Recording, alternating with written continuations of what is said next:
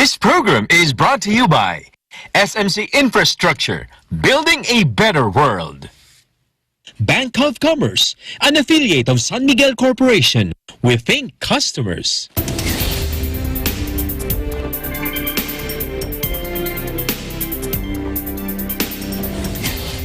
Hello, I'm Alma Angeles. We're moving to the next stage of the pandemic, and as the world resets to the new normal, we find ourselves seeking the right balance between health and livelihood, constantly adjusting the boundaries between liberty and responsibility. On tonight's headlines. Millions of mask-clad children head back to European schools after summer holidays despite rising virus infections as Hong Kong rolls out a mass testing scheme. Joe Biden accuses President Trump of stoking violence after a week of deadly unrest, catapulted law and order to the top of the political agenda barely 2 months before the U.S. election.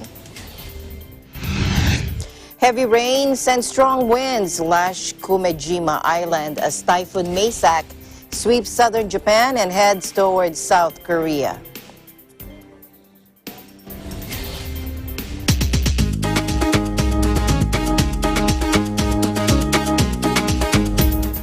Eight months into the COVID-19 pandemic, countries want to get their economies going again, according to the head of the World Health Organization, advising on the measures that governments, communities, and individuals should take to do so safely. Take a look.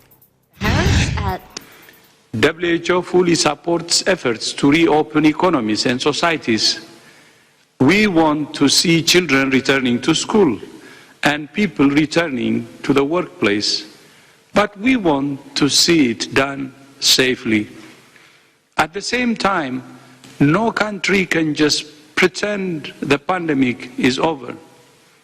The reality is that this coronavirus spreads easily.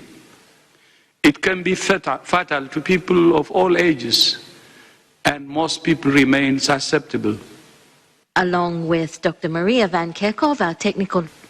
If countries are serious about opening up, they must be serious about suppressing transmission and saving lives. This may seem like an impossible balance, but it's not. It can be done, and it has been done, but it can only be done if countries are in control of transmission. The more control countries have over the virus, the more they can open up. Opening up without having control is a recipe for disaster. It's not one size fits all. It's not all or nothing. The risk of approving a vaccine prematurely for use is that, first of all, it will make it very difficult to continue with randomized clinical trials.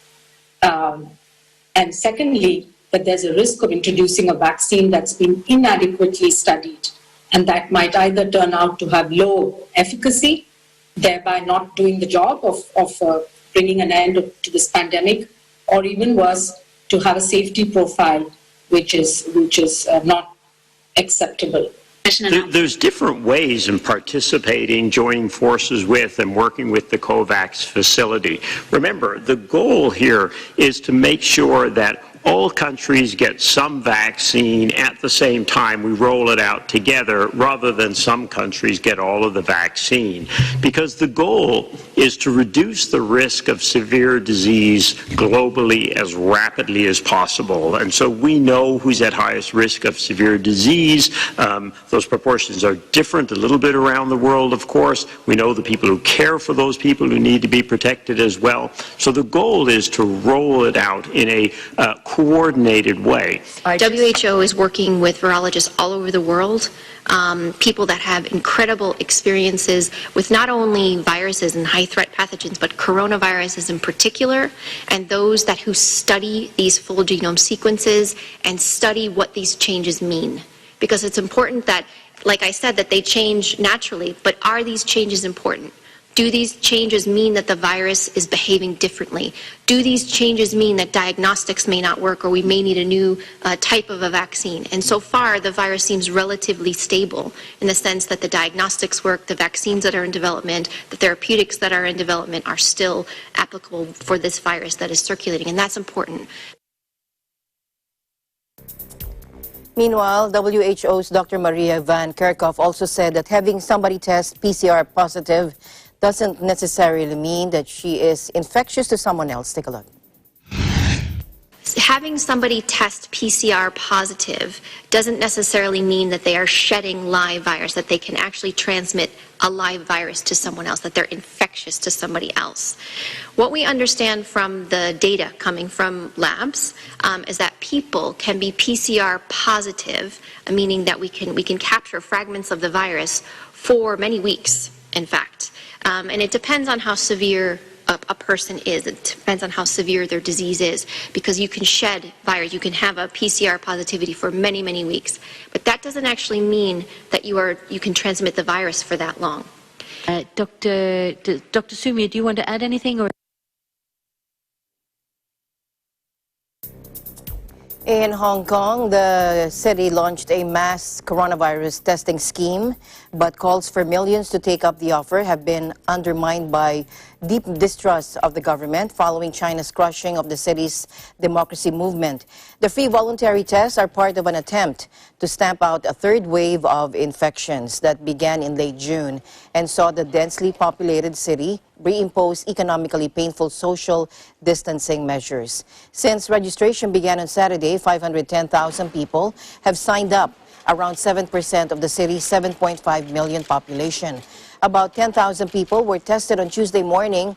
In fact, City Leader Carrie Lam, including government ministers, also did. But health experts advising the government have said as many as 5 million people might need to be tested to comprehensively uncover hidden transmissions and end the current wave. But the program has been hampered by a limited response due to the involvement of mainland Chinese testing firms and doctors, and swirling public fears of the harvesting of data and DNA as Beijing cracks down on calls for democratic reform. A group of pro-democracy politicians and lawmakers, including prominent activist Joshua Wong, have called on the public to boycott the test. They voiced fears of mass DNA harvesting and concerns Hong Kong might introduce a mandatory health code system like those used on the mainland. Hong Kong's government has repeatedly rejected those concerns, denying DNA would be taken and insisting that no tests would go to mainland labs. Staying in Hong Kong, Secretary for Education Kevin Yeung announced that schools will resume face-to-face lessons on a half-day basis in 2 phases from September 23. Speaking to reporters this afternoon, Mr. Yeung pointed out that the epidemic has recently subsided. Take a look. We always have to balance between the health of the students and the education needs of the students. We decided to allow the face-to-face lessons covering the whole spectrum of students from kindergartens to senior secondary. That, of course, will require the cooperation between the schools, the parents, and the students. And under such a large-scale epidemic, I think even our kindergarten students have to learn how to protect themselves against the virus. We believe that kindergarten will also help them to develop their ability to look after themselves in terms. President Duterte placed Iligan City under modified enhanced community quarantine starting September 1 until September 30. The president also likewise maintained the general community quarantine classification for Metro Manila. Other areas under GCQ are Bulacan and Batangas for Luzon and Bacolod City and Tacloban City for the Visayas. The rest of the Philippines are placed under MGCQ. Take a listen. Pero gusto kong ulitin, Iligan City Modified Enhanced Community Quarantine. Ang areas ng NCR, Bulacan, Batangas, Tacloban, Bacolod ay nasa General Community Quarantine. The rest of the Philippines is under Modified General Community Quarantine. Sa lahat po ng classification, MECQ, GCQ, at MGCQ, kinakailangan homeliners po tayo. Bawal lumabas unless para po sa mga indispensable na mga pangangailangan natin at o di naman po kaya para magtrabaho doon sa mga industriya na pinapayagan na. Bawal po lumabas ang mga under 21 at ang mga seniors, ang mga meron pong sakit, yung comorbidity sa tinatawag, at yung mga buntis. Pero sa MECQ po, nakasarado po ang ating ekonomiya pa rin. Mga 25% lang po ng mga industriya ang bukas. Ang pwede lang po ay yung mga indispensable industries, gaya po ng mga bangko, supermarket, at saka yung mga BPOs, mga export-oriented industries, at wala po tayong public gathering, wala tayong mass assembly. Ang religious services po hanggang 5 lamang, no? At wala nga po tayong transportasyon, kinakailangan yung mga bukas na industriya, mag-provide po sila ng mga shuttle. Pero mananatili pong sarado yung mga matataong mga negosyo, gaya po ng sinihan, yung mga amusement, yung mga para sa mga pambata. Pero meron na po tayong transportasyon sa GCQ, 20% hanggang 50%. No? Yung mga opisina po ng gobyerno na importante po, critical, nagbubukas na rin po. No? Ang mga industry po na allowed na po sa GCQ, halos lahat naman po except po yung mga matatao. Pero sa mga gatherings po, hanggang 10 tao lang po or 10%. No? At dito nga po sa Metro Manila, nakiusap ang mga mayor sa mga religious gatherings hanggang 10 katao lang po. At pagdating naman po dito sa MGCQ, unang-una po, ang malaking pagkakaiba dyan, meron pong transportasyon, at bukod pa po dyan, 50% po pwede nang magkaroon ng public gathering. Pwede na po yung mga sinihan, yung mga concerts, mga sporting events, pero hanggang 50% capacity lang po at kasama po dyan yung mga religious gatherings. So ang turismo po, bukas na rin po sa MGCQ. So para pong halos lahat naman ng industriya nabubuksan na, kaya lang po linilimitan natin yung mga taong po pwedeng magtipon-tipon hanggang 50% lamang po. Staying in the Philippines, internet cafes, gyms, fitness studios, and sports facilities are now allowed to operate in the city of Manila in a limited capacity and in compliance with imposed safety health protocols. That is according to Manila Mayor Francisco Isko Moreno. Let's listen in.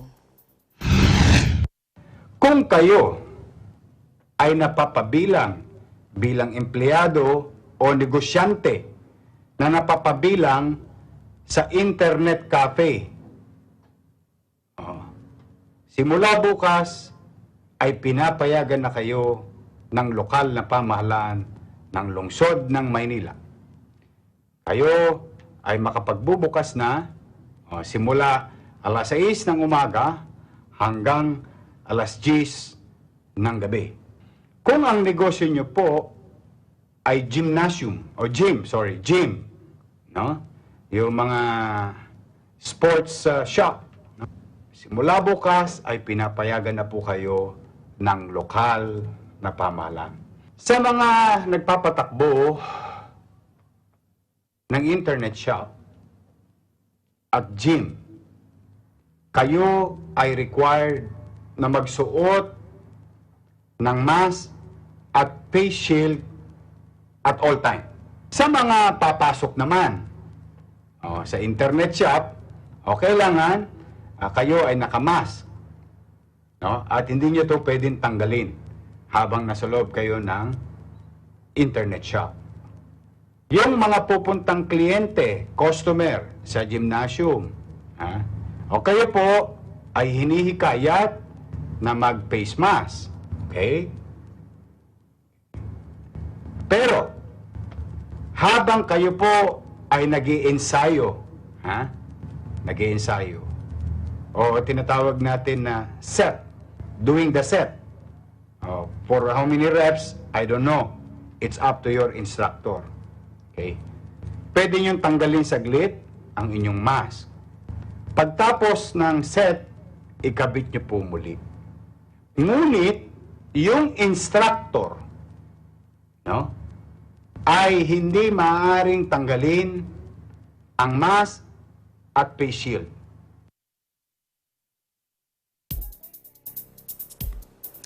In other news, Russia surpassed the 1 million mark in total coronavirus cases on Tuesday as students throughout the country returned to classrooms on the first day of the new school year.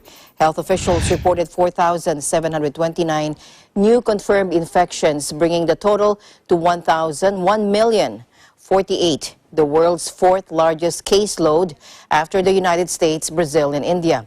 President Vladimir Putin was expected to address some 17 million students and more than 1.5 million teachers in an online lesson on World War II.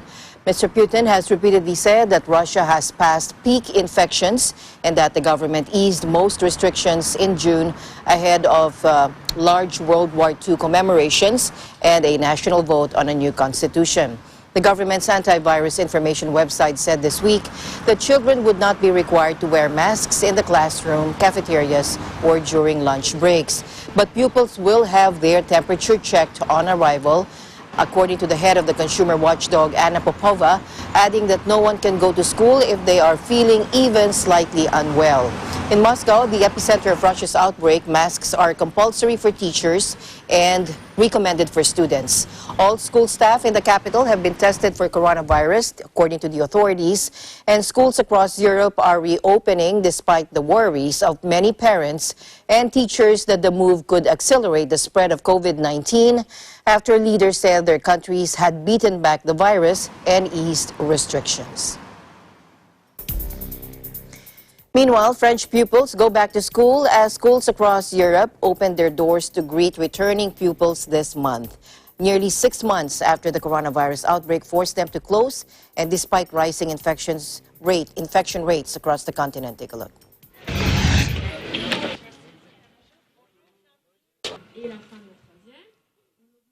Déjà, on est content que les enfants rentrent, c'est bien, parce que c'est important qu'ils reprennent les cours et tout ça.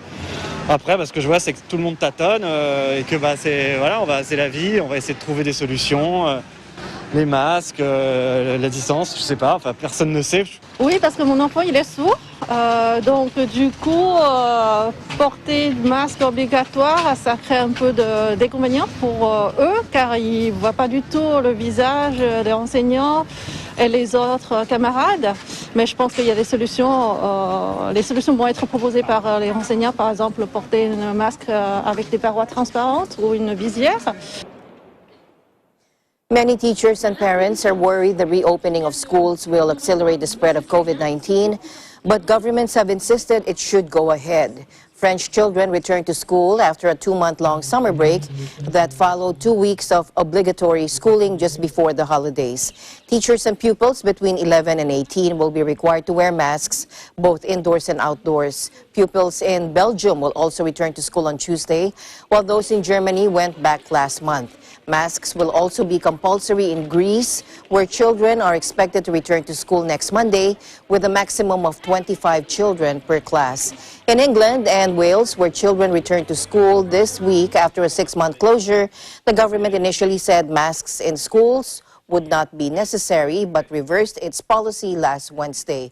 The new guidance advises secondary school students aged 11 to 18 and staff to wear face coverings in corridors and communal areas in places with local virus restrictions. And in England, children now are behind 3 months in their studies. That is according to a teacher survey. Aribel Celestino to tell us more.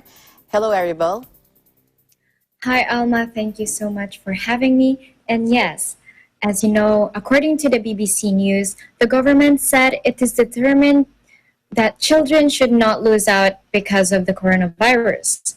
In fact, pupils in England and Wales are coming back to school this week, while schools are already open in Scotland and Northern Ireland. The National Foundation for Educational Research survey questioned almost 3,000 heads and head teachers in about 2,200 schools.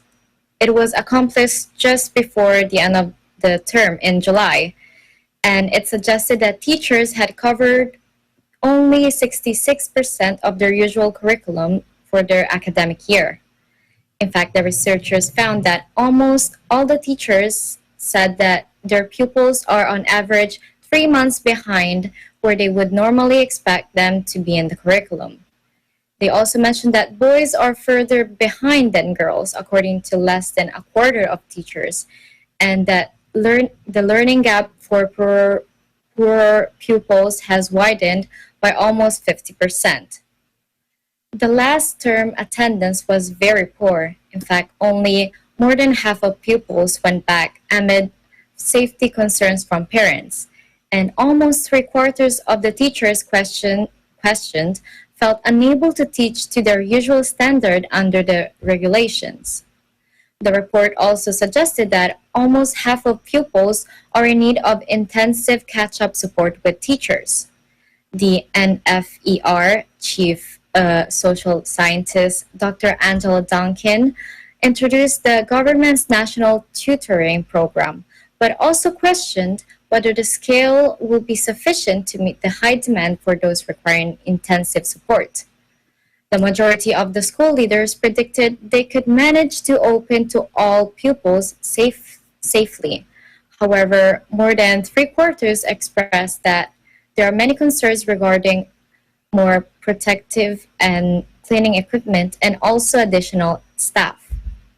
Head teachers and teachers also criticized the government for the last-minute guidance on how to behave or what to do on virus outbreaks and local lockdowns, which was published on Friday.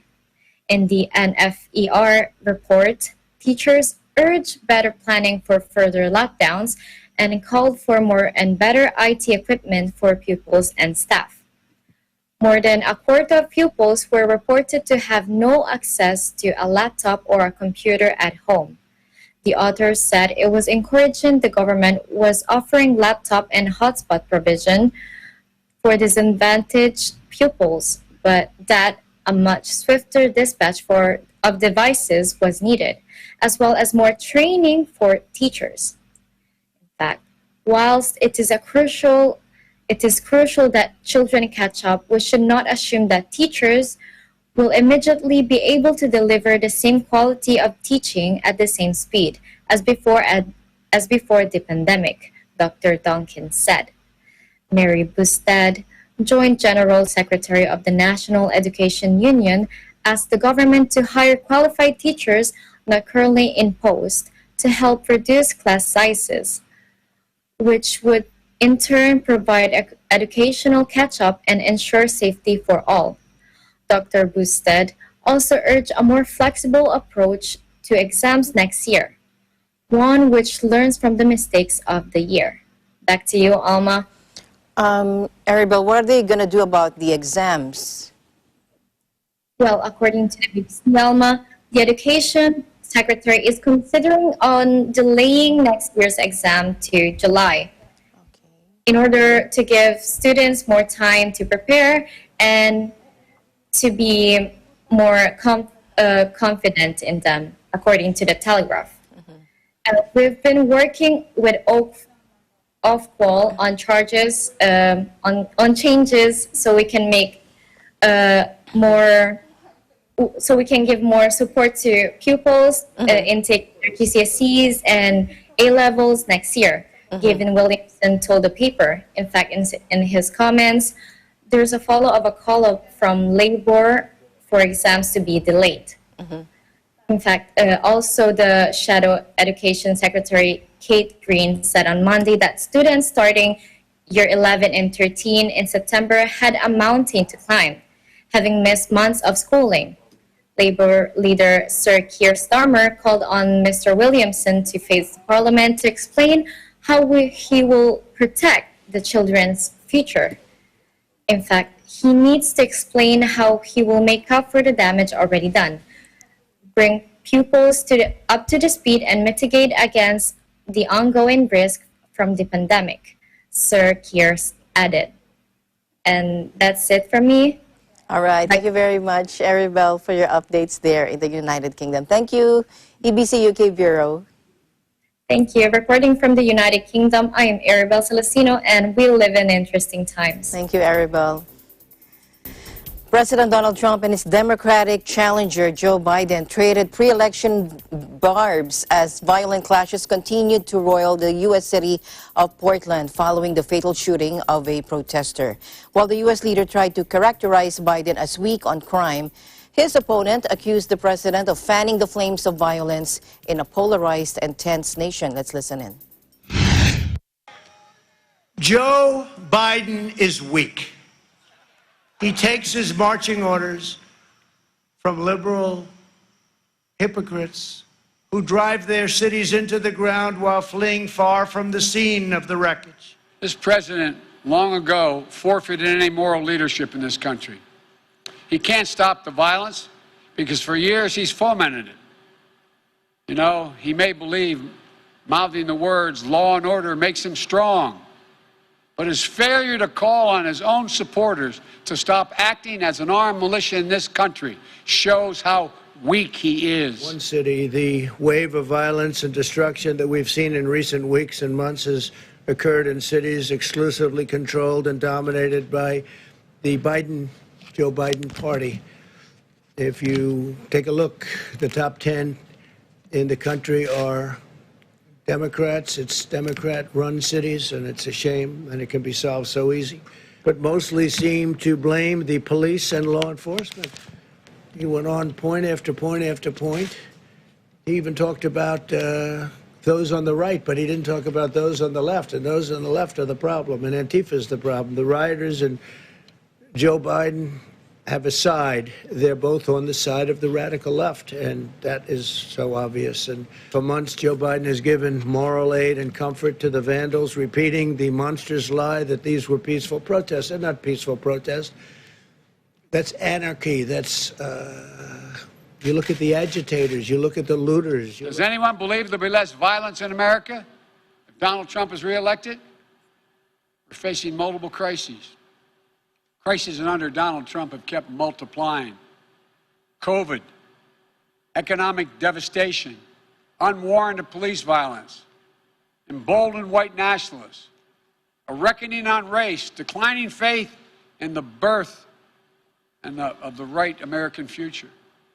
The common thread, the incumbent president who makes things worse, not better. An incumbent president who sows chaos rather than providing order. Quote, "You won't be safe in Joe Biden's America." And what's their proof? The violence we're seeing in Donald Trump's America. The two candidates have in recent days been trading insults over clashes in Portland, Oregon. The violence in Portland erupted during a rally involving hundreds of vehicles caravanning throughout downtown Portland, according to police. Oregon Live reported clashes and tense moments between demonstrators and counter-protesters. Now, police declared the gathering an illegal assembly and in a tweet ordered people to leave the scene, warning of arrest and the use of tear gas. President Trump has repeatedly attacked Democratic leaders of U.S. cities, including Portland, where a man was shot dead Saturday as Trump supporters clashed with left-wing groups in the city, saying they have failed to keep violence under control. U.S. President Donald Trump said he has no plans to meet with the relatives of Jacob Blake, a black man who was shot by police when he visits on Tuesday the Wisconsin city where the shooting sparked violent demonstrations. Take a look. Why are you not meeting with the family of Jacob Blake while you're there? Well, I spoke with the pastor, wonderful man, the family's pastor, and I thought it would be better not to do anything where there are lawyers involved. They wanted me to speak, but they wanted to have lawyers involved, and I thought that was inappropriate, so I didn't do that. But I did speak with the pastor of the family, who's a fine man, a wonderful man, and I think we had a great talk. And I may at some point, do that, but they did have a lawyer that wanted to be on the phone, and I said, no, that's inappropriate, but I just gave my best regards. 29-year-old Jacob Blake, who was shot in the back repeatedly as his three small sons watched from a car. It left Blake paralyzed from the waist down and the city in turmoil. Meanwhile, Kenosha Mayor John Antaramian tells reporters during a press conference on the eve of U.S. President Trump's visit to the Wisconsin city that he has no plan to meet with the president. Let's listen in. I think that you have a community that's in the process of trying to heal.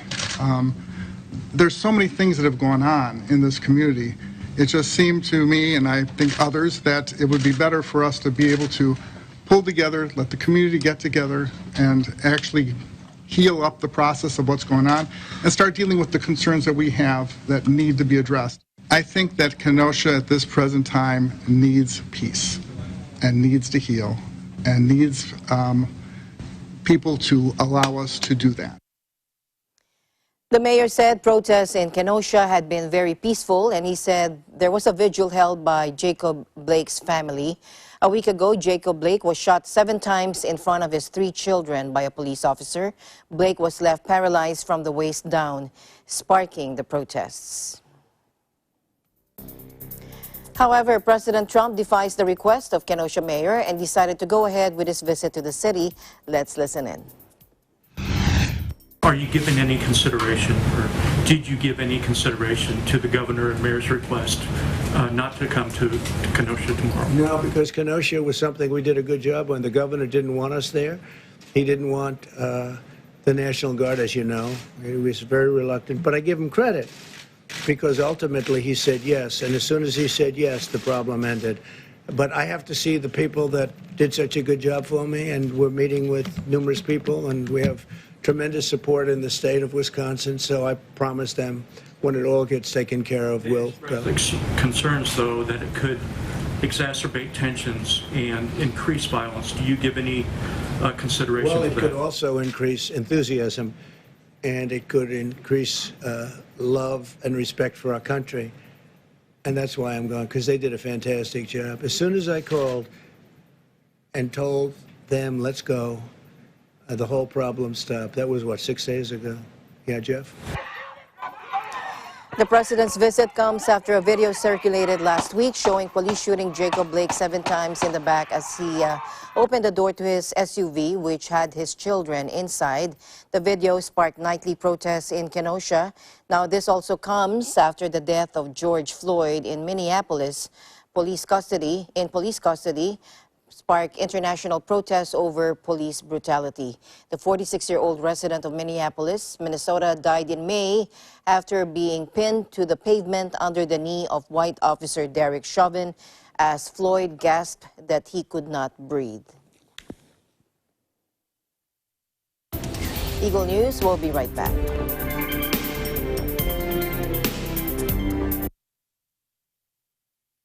Bank of Commerce. What we are is personal banking, where we understand that every deposit is your hard-earned money. Every loan is for good reason. Every service aids in your convenience. Every business of ours is meant to grow yours. We hear you, feel you, and we act on your every banking need. Bank of Commerce, an affiliate of San Miguel Corporation. The New Era University, in its 45th year of excellence, discipline, and service to humanity, will offer online education at all levels beginning this first semester academic year 2020 to 2021 through the NEU Virtual Learning Environment, or NEU VLE. New Era University offers a complete basic education cycle from kindergarten up to senior high school, offering all strands.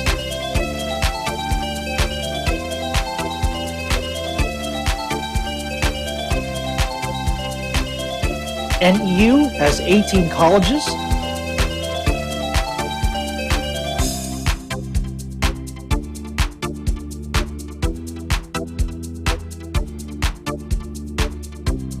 and 2 graduate schools.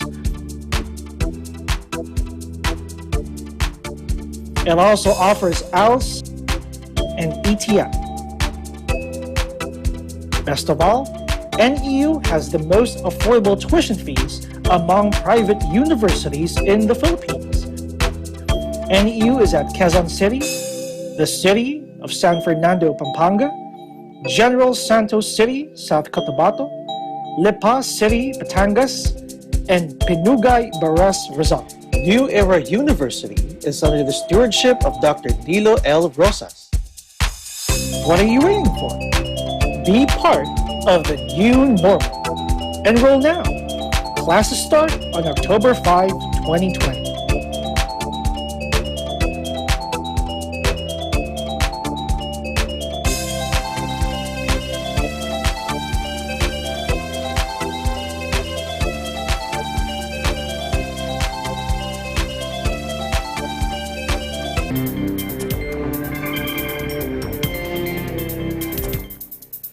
Heavy rains and strong winds lash Kumejima Island as Typhoon Maysak sweeps southern Japan and heads towards South Korea. Take a look.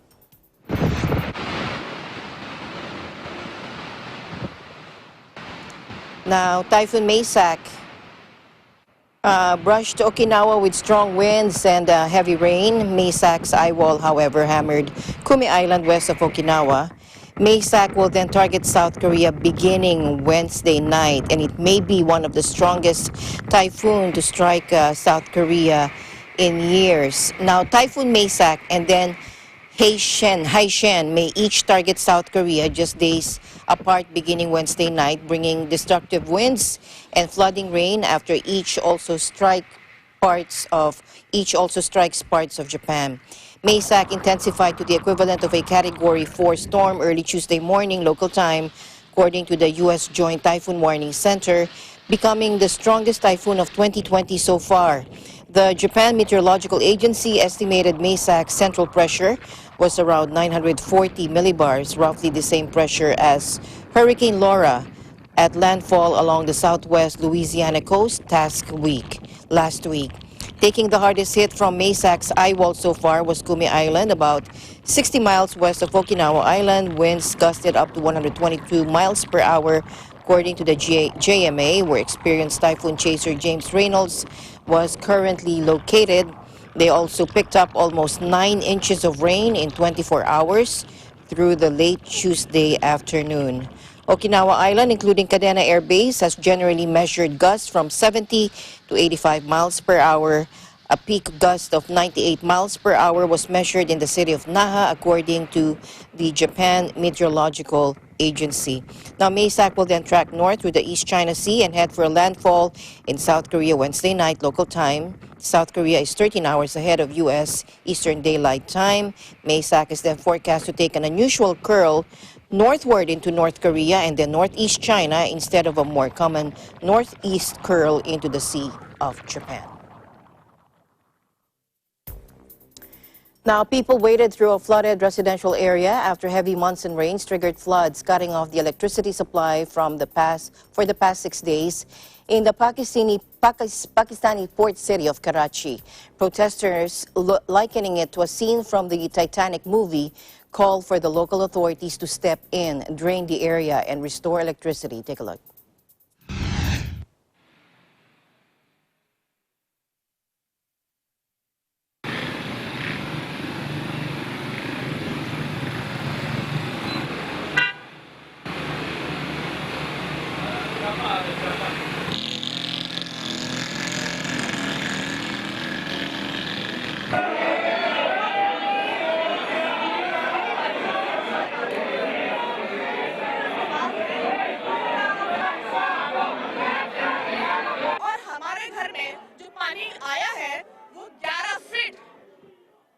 Floor से लेके छत तक और overflow हो गया। हम डर रहे थे कि लग रहा है टाइटैनिक मूवी चल रही है। ऐसा नहीं होना चाहिए। खुदा के लिए अल्लाह ताला चाहता तो एक दफा में एक झटके में सारे लोग खत्म हो जाते, लेकिन अगर एक सिस्टम बनाएंगे तो ये मुल्क तरक्की करेगा।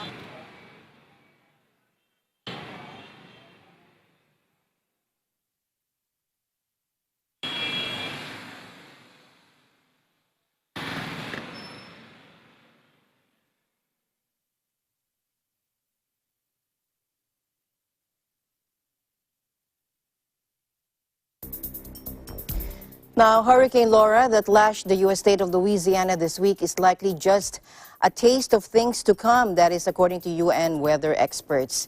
In a warning, the World Meteorological Organization said that in terms of wind speed, the Category 4 storm was the joint strongest to hit Louisiana since 1856. Let's listen in. It was a big storm. It generated more accumulated cyclone energy, which is how we measure these things, than all the other named storms during August so far.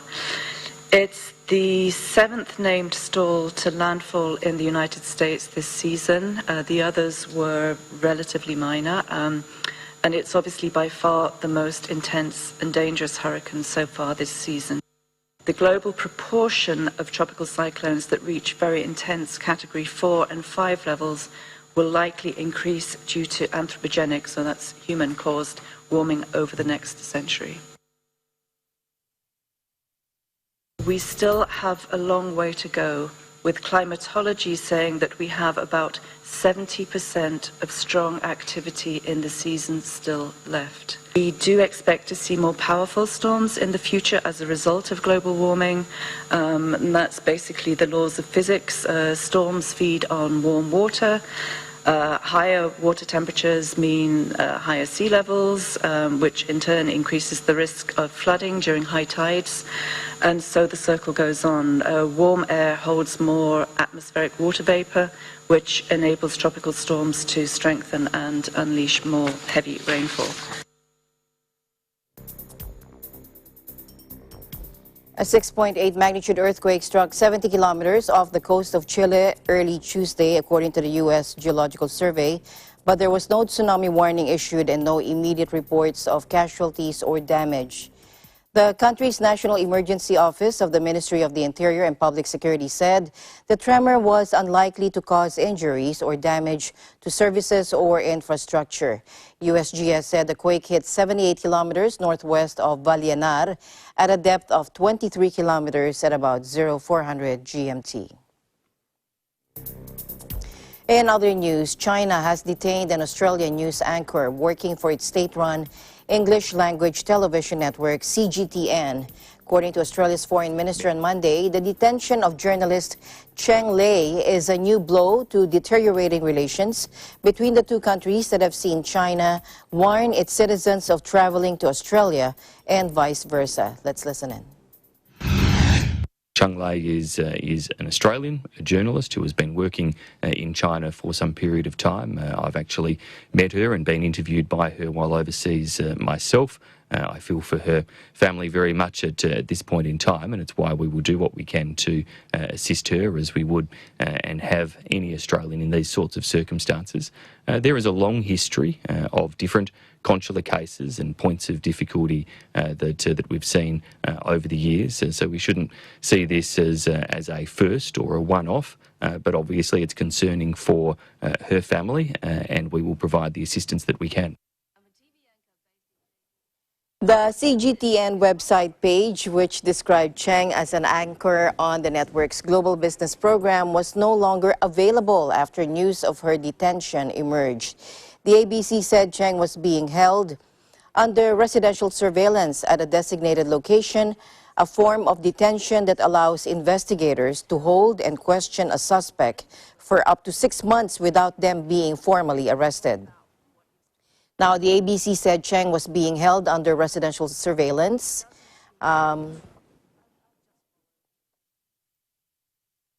Ties began to sour between Australia and China, its biggest trading partner, more than 2 years ago when Australian authorities began to move against what was seen as China's growing political interference and influence peddling in the country. Beijing was particularly infuriated by Australia's leading role in international calls earlier this year for an investigation into the origins of the coronavirus pandemic, which began in the Chinese city of Wuhan. Now, since then, China has taken steps to curb key Australian imports and encourage Chinese students and tourists to avoid the country. Now, Cheng is the second high-profile Australian citizen to be detained in Beijing after writer Yang Hengjun was arrested in January 2019 on suspicion of espionage. Earlier this year, Australia warned its citizens they face the risk of arbitrary detention if they travel to China. Now, Czech Senate Speaker Milos Vystrčil says, "I am Taiwanese" in Mandarin as he delivers a landmark speech to Taiwan's parliament, invoking a famous Cold War-era phrase by late U.S. President John F. Kennedy during a visit that has angered Beijing. Take a look. Ja jsem Taiwanec. Už Taiwanžen. Přeji vám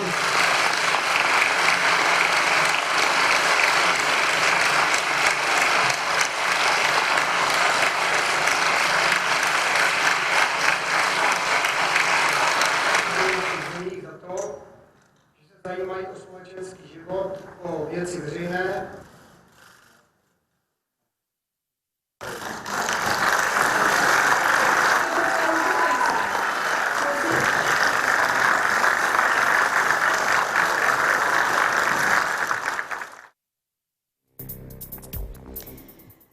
In Japan, Chief Cabinet Secretary Yoshihide Suga cemented his status as the clear frontrunner in the race to become the country's next prime minister ahead of a vote expected on September 14. Mr. Suga has yet to officially announce he's running for the top job after Prime Minister Shinzo Abe said last week he would resign over health problems. But he has nonetheless already become the favorite, with the largest faction within the ruling Liberal Democratic Party throwing its support behind him on Tuesday, according to local media. Two other key factions have also said they will back Suga, who is set to make his candidacy official on Wednesday, when the LDP is expected to confirm the election date. Local media said candidates will be required to register their run on September 8, with campaigning beginning immediately after. Now, two candidates, former Defense Minister Shigeru Ishiba and LDP Policy Chief Fumio Kishida, have so far officially announced plans to stand. The LDP election is for the party leadership, with a parliamentary vote for Prime Minister following on September 16, according to reports. Opposition candidates are expected to stand, but the vote is seen largely as a formality that will endorse the ruling party's choice. Eagle News will be right back.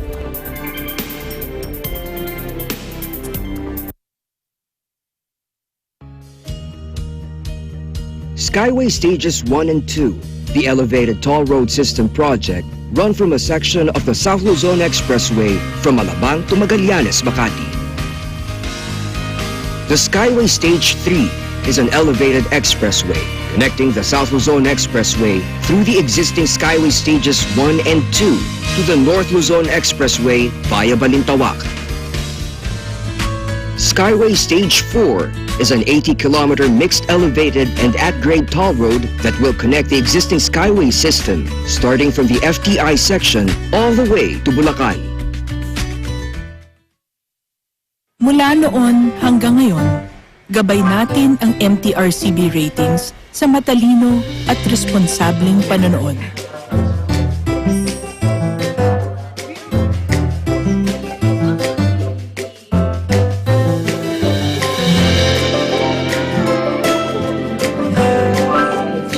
Sa tamang pagsunod sa MTRCB ratings, ginagawa nating ligtas at makabuluhan ang panonood ng bawat miyembro ng pamilyang Pilipino. Lumipas man ang panahon, hanggang may pamilyang Pilipino, andyan ang MTRCB.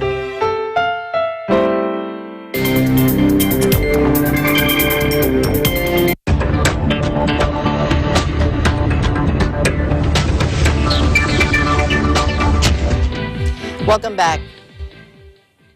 The temporary ban on chicken imports from Brazil stays as the Department of Agriculture, through the Bureau of Animal Industry, is awaiting reply from the country's Ministry of Agriculture, Livestock and Supply, particularly on needed documents related to coronavirus disease, prevention and control procedures among Brazilian factory workers in chicken processing facilities.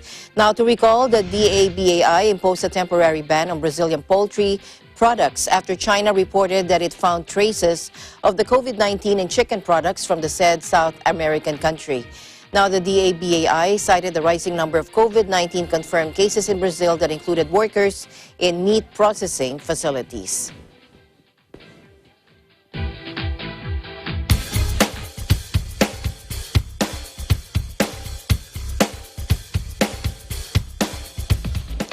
Facebook threatened to block users and media organizations in Australia from sharing news stories in an escalating challenge to government plans to force digital giants to pay for content. Australians would be stopped from posting local and international articles on Facebook and Instagram, according to the company, claiming the move was not our first choice, but the only way to protect against an outcome that defies logic. Government officials quickly shot back, with Treasurer Josh Frydenberg rejecting what he called coercion or heavy-handed threats from the social media giant. Rod Sims, head of the Australian Competition and Consumer Commission, which drew up the draft law, called the threat ill-timed and misconceived. In one of the most aggressive moves by any government to curb the power of U.S. digital giants, Canberra has drawn up legislation to force Facebook and Google to pay struggling local news organizations for content or face millions of dollars in fines. The measures would also force transparency around the closely guarded algorithms that tech firms use to rank content. Facebook Australia and New Zealand Managing Director Will Easton said the proposed overhaul misunderstands the dynamics of the internet and will do damage to the very news organizations the government is trying to protect. Amazon said a freshly issued Federal Aviation Administration certificate has cleared the launch pad for drone deliveries in the U.S. The Seattle-based e-commerce colossus has been developing drones as part of its massive investment in a logistic network to quickly deliver purchases to customers. This certification is an important step forward for Prime Air and indicates the FAA's confidence in Amazon's operating and safety procedures for an autonomous drone delivery service that will one day deliver packages to our customers around the world, according to Amazon Vice President David Carbon in a reply to an AFP inquiry. Amazon planned to use the certification to test using fully electric drones to deliver items to customers. Evidence that drone operations are safe was required to get the certification. Package delivery giant UPS late last year obtained U.S. regulatory approval to operate a drone airline and planned to expand its airborne operations in healthcare and other sectors. A variety of companies ranging from new startups to major tech firms such as Google parent Alphabet are working on autonomous drone delivery. And finally, K-pop sensation BTS has become the first all-South Korean act to rule the top U.S. singles chart, according to industry tracker Billboard on Monday, with their English language Dynamite hitting #1. It is another milestone, cementing the 7-member boy band's global dominance, coming hours after BTS beat American heavyweights including Lady Gaga, Ariana Grande, and Taylor Swift to score the Best Pop Award at Sunday's MTV Video Music Awards. The first BTS single, sung completely in English, Dynamite, was released August 21 and tallied 33.9 million U.S. streams in just a week, with 300,000 units sold in securing the top spot. The song unseats Cardi B's raunchy hit WAP, featuring fellow rapper Megan Thee Stallion, a non-safe for work bop that held #1 for 2 consecutive weeks. The South's President Moon Jae-in congratulated the Sept, calling their latest achievement truly amazing. BTS' achievement comes after it reached the Billboard Hot 100 sports slot in March with its song On. 3 of its BTS albums have hit #1 on Billboard's albums chart, but this is their first Hot 100 top single. Billboard's all-genre Hot 100 blends U.S. streaming, radio airplay, and digital sales data to rank the top hits. And before we close, we leave you with a word of hope. At the end of the day, there remains so much more to be grateful for. And that's it for tonight. I'm Alma Angeles. We live in interesting times.